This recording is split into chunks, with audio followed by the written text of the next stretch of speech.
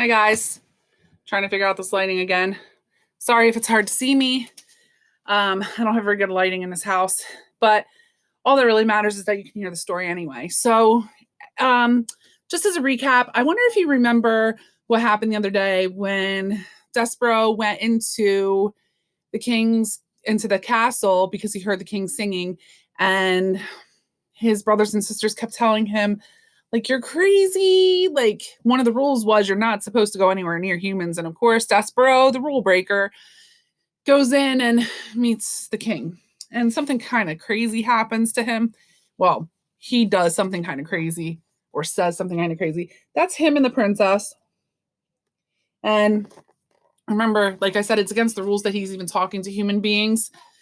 So this is like his brothers see him and they're like, oh my gosh.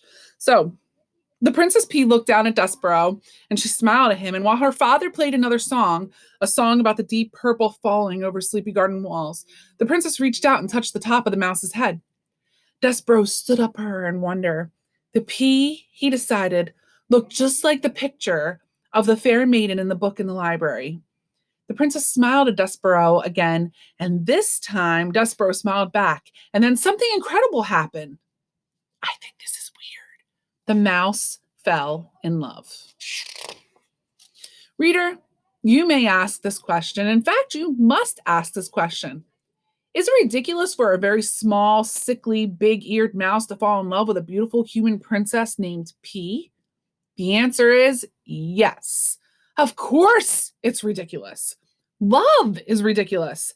But love is also wonderful and powerful. And Despero's love for the Princess P would prove in time to be all of these things: powerful, wonderful, and ridiculous.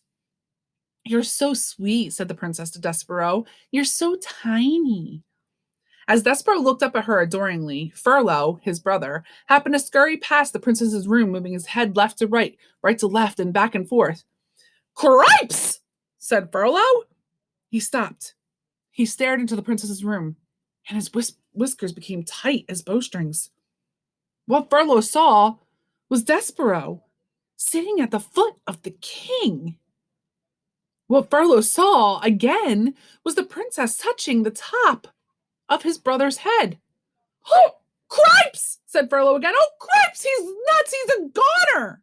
And executing a classic scurry, Furlough went off to tell his father, Lester Tilling, this terrible, unbelievable news of what he had just seen. Chapter 6.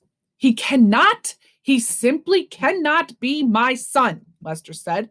He clutched his whiskers with his front paw and shook his head from side to side in despair.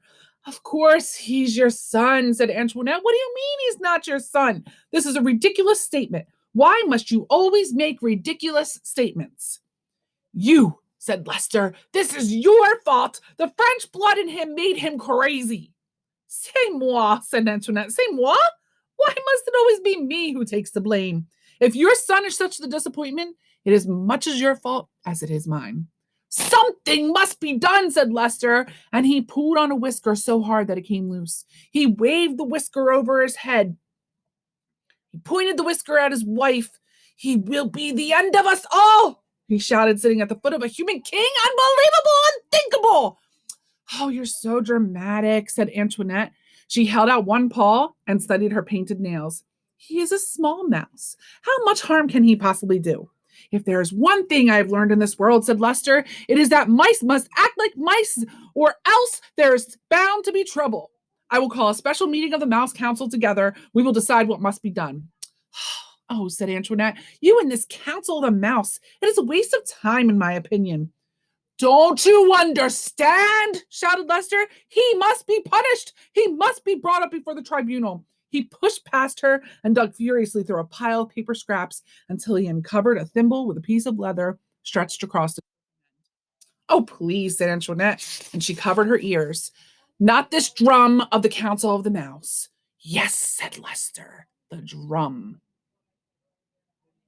He held it high above his head, first to the north and then to the south and then to the east and then to the west. He lowered it and turned his back to his wife and closed his eyes and took a deep breath and began to beat the drum slowly, one long beat with his tail, two staccato beats with his paws. I'll start another video for the next part.